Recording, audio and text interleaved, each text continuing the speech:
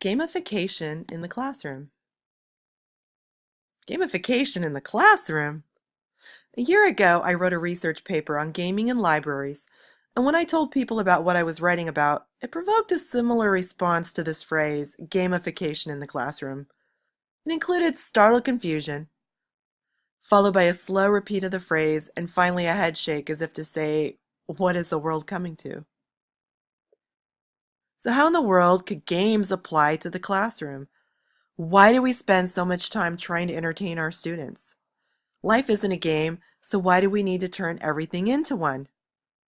While the last statement might be debatable in some circles, it's worthy to take a few moments to look at the topic of gamification. What is it anyway? When the average gamer spends up to 13 hours a week gaming, and with almost 2 million of these gamers living in the US, there certainly is justification for gaming in the classroom. In addition, numerous studies have shown the benefits of gaming for both males and females, including social, emotional, educational, and even fine motor benefits. However, there is a difference between gamification and gaming in the classroom. So let's look at that. So according to Chris Aviles, a leading runner on gamification in the classroom, gamification is the use of game mechanics in non-game contexts. And this most often includes the use of points, badges, and leaderboards in the classroom. He says, but it can be so much more than that. The game-based learning, on the other hand, is using video games to teach and to assess. So think of game-based learning as using games like Minecraft, Cities Skylines, or Off-World Trading Company in class to teach a concept or a lesson. So the differences will become more apparent as we move forward. Now, Villas goes on to say that gamification leads to a student-centered classroom as opposed to a curriculum-centered one. And by turning his class into a game, he was able to design instruction more with his students in mind. He created what he calls an alternate reality game, or an ARG. The hallmarks of an ARG are that it takes place in the real world where people can become characters, and they might not have superpowers, but they can alter the course of the game with their actions. So what does a classroom ARG look like? According to him, he launched his first ARG called 2020 in the 2013-2014 school year. Over the course of the year, his students were on the lookout for coded messages in their work, and decoding these messages might lead them on a hunt to find a puzzle, either on the internet, where he created fake websites and social media accounts for the characters, or in the real world, where students searched for dead drops hidden throughout the school, went on scavenger hunts or geocaching throughout the town. When they found and solved the puzzle, they received a transmedia piece of the story, and that moved the narrative forward. Sometimes students were even given phone numbers to call, and they were shocked when they got to talk to the characters played by his friends and fellow teachers. So after a year of doing this, he decided he wanted to get some data on how his students were doing. And what he found was pretty interesting. His students' grades increased over half a letter grade just across the board from all categories, girls, boys, whites, and minorities. And he also surveyed them weekly about their preferences in coming to his class, coming to a class where there was gaming involved, and coming to school in general.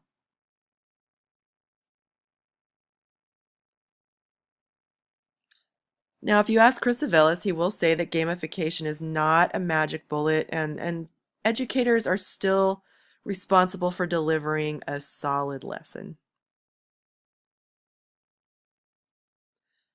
Beth Box is a gamification superstar on Schoology, which is the learning management system for her district.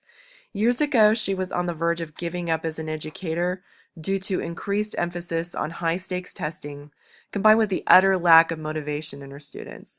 She states that many of her students just didn't care if they failed in class, and that her turn-in rate for assignments was a mere 30%. And she tried everything. And then she finally got the idea to turn her classroom instruction into a game. That's when she said she had her water into wine moment. Her turn-in rate actually went up to 100%, and an overwhelming majority of her students passed the increasingly difficult civics tests. She says she loves this way of teaching because it allows her to teach the individual student, and incidentally, if they don't progress in the game until they pass each quest, and they move on at their own pace. So here's how it works. On Schoology, she will put up the assignments for the student in the form of quests. The students are given a series of quests, and within each quest are several missions or tasks that must be completed. And every task that is accomplished is worth points and badges. With each task completed, students move up in mastery on the leaderboard. So here's an example of an initial quest and directions. And this would be an example of a task within a quest.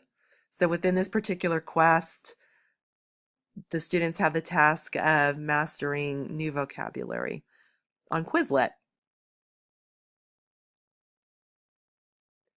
So as they move up to mastery on the leaderboard, this particular one from her civics class shows what levels are ahead and how many points it will take to get there. And finally, there's another leaderboard which displays the names or the characters and the ranking of her students. So you might be able to notice the doctor.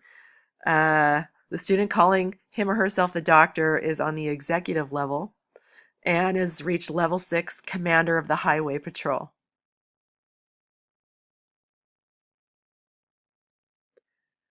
Now, some teachers will take the experience points and they'll let students trade them in for privileges.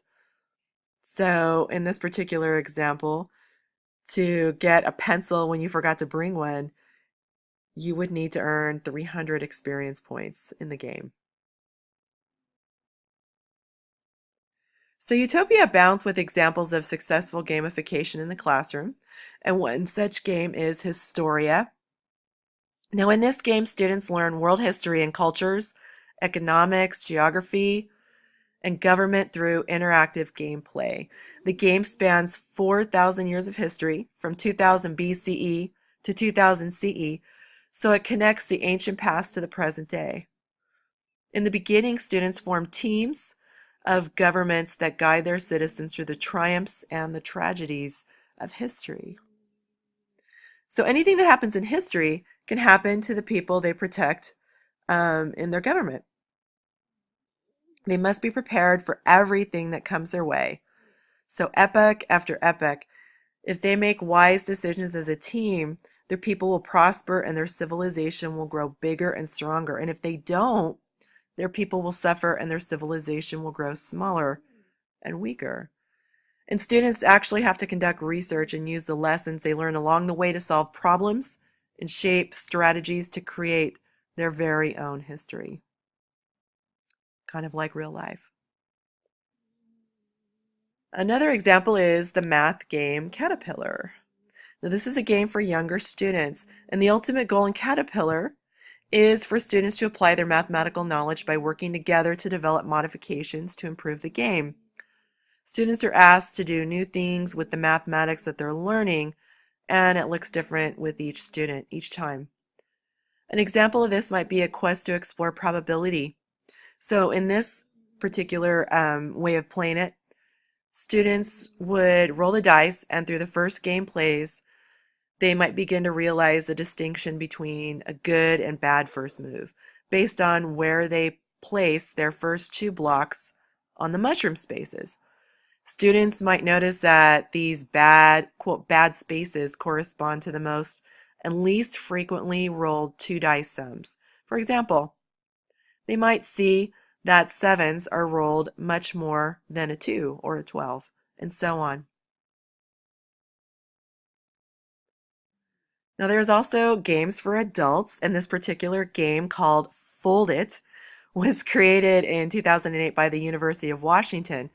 as scientists were trying to solve a scientific problem. And it took over 57,000 players 10 days to solve the problem that these scientists have been trying to solve for 15 years.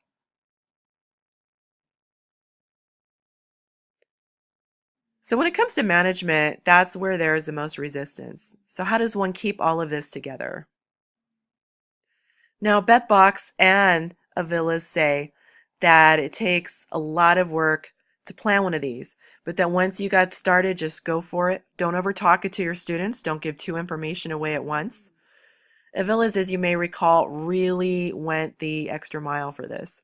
And he says creating an ARG, especially as a one-man show, isn't easy. It requires a diverse skill set. And he's had to teach himself how to use a host of programs like Photoshop, After Effects, Premiere, Audacity to create a plot driving transmedia. He says he's taught himself how to code, not very well, he says, and he's made himself familiar with cryptology and hundreds of ciphers and has become a bit of a puzzler. He also recommends teachers become familiar with gaming models like Ingress. Now, there are places to help teachers get started with creating games. One is the Institute of Play. They have a series of classes. One is game design, where educators learn the essentials of game-based learning. For example, they learn how to modify known games, analyze learning games, design a non-digital learning game, embed their learning game within a curriculum. Another example would be their game and curriculum design. They learn to identify the needs and specific learning goals and brainstorm designs and solutions. And finally, they're able to test their prototype on a target audience. So there remain both pros and cons of gaming. On the pro side, there seems to be a recurring theme of learning attainment, retention, and management. The con side, however, wasn't as prevailing. There were some relevant points made about developing games. One teacher I spoke with who started trying to game this year found herself overwhelmed. And a lot of the teachers who are technological immigrants are just really afraid to approach this.